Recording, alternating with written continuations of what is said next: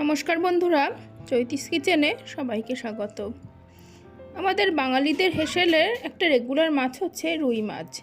তো আজকে বানাবো রুই পোস্ত, যেটা খেতে কিন্তু একদমই দারুণ লাগে। তো চলুন ভিডিওটা শুরু করি, প্রথম থেকে শেষ পর্যন্ত দেখতে থাকুন। রান্নার জন্য এখানে আমি রুই মাছ ভালোভাবে ধুয়ে নিয়েছি। রয়েছে দুটো মিডিয়াম সাইজের পেঁয়াজ, নিয়েছি দুটো টমেটো, আর এখানে রয়েছে পোস্ত বাটা। যেহেতু রুই পোস্ত, সেই জন্য পোস্ত বাটাটা একটু বেশি পরিমাণেই লাগবে। একদমই অল্প মশলায় কিন্তু এই রান্নাটা তৈরি করে ফেলা যায়, আর খেতেও হয় দুর্দান্ত। তো রান্নার জন্য প্রথমে মাছগুলোকে আমি ভালোভাবে নুন হলুদ মাখিয়ে নেব। অবশ্যই নুন হলুদটা মাছের পরিমাণ অনুযায়ী আপনারা মাছে মাখাবেন।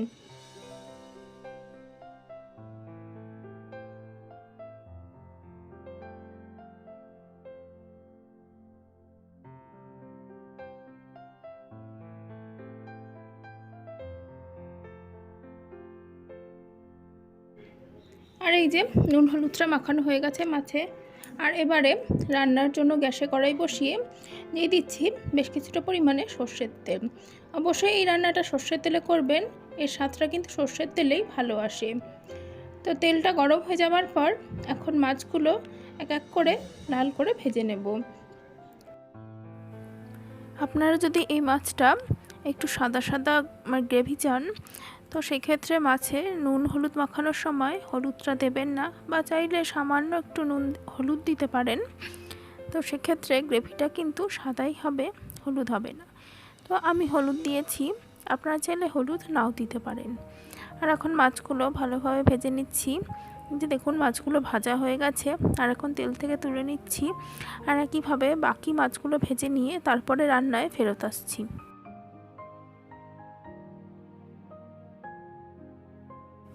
সমস্ত মাছগুলো ভেজে নেবার পর তেলে ফোড়ন দিয়ে দিয়েছি কালো জিরে, আর তারপরে দিয়ে দিলাম কেটে রাখা পেঁয়াজটা বেশ কিছুক্ষণ ভেজে নেব। তবে খুব বেশি লাল করে পেঁয়াজটা ভাজবো না।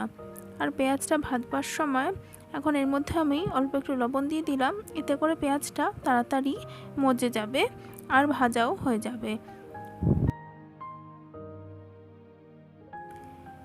পেঁয়াজটা ভাজা ভাজা হয়ে এলে এখন এর মধ্যে কেটে রাখা টমেটোটা আমি দিয়ে দিলাম। টমেটোটা যতক্ষণ না পুরোপুরি সেদ্ধ হয়ে যাচ্ছে ততক্ষণ অবধি নাড়াচাড়া করব। টমেটোটা প্রায় সেদ্ধ হয়ে এসেছে, এই সময় আমি এর মধ্যে দিয়ে দিলাম হলুদ। যারা হলুদ দিতে চান না তারা কিন্তু হলুদ দেবেন না। আর দেখুন দিয়ে দিলাম অল্প একটু লঙ্কার গুঁড়ো। এই পোস্ত রান্নাতে লঙ্কার গুঁড়োটা দিলে পরে কিন্তু স্বাদটা বেশ দারুণ আসে। দেখুন সমস্তটা কিন্তু খুব সুন্দরভাবে ভাজা ভাজা হয়ে গেছে। এখন দিয়ে দিচ্ছি পরিমাণ মতন জলটা দিয়ে ভেজে রাখা মাছগুলো আমি দিয়ে দিলাম। খুবই অল্প সময়ে এই রান্নাটা করে ফেলা যায়। দেখুন আর খুব অল্প মশলাও কিন্তু এতে প্রয়োজন হয়, আর স্বাদটাও হয় রেগুলার মাছের থেকে অন্য, আর খেতেও বেশ ভালো লাগে। দেখুন দিয়ে দিচ্ছি অল্প একটু লবণ, আর এবারে সমস্তটা ভালোভাবে ফুটিয়ে নেব।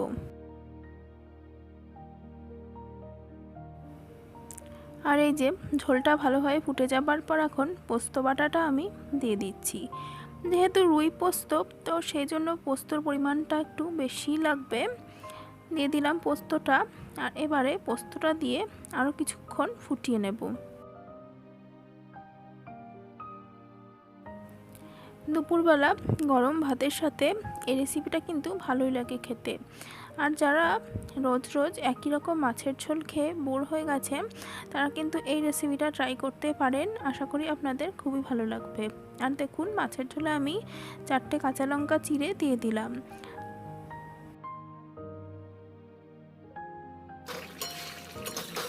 ঝোলটা ফুটে কিন্তু ঘন হয়ে গেছে, আর এখন এই পর্যায়ে আমি নামিয়ে নেব। আজকে রুই পোস্ত আমার একদমই রেডি। তো বন্ধুরা, আজকের ভিডিওটা কেমন লাগলো সেটা অবশ্যই জানাবেন। রেসিপিটা যদি ভালো লেগে থাকে তাহলে অবশ্যই ভিডিওতে লাইক দেবেন, কমেন্ট করবেন।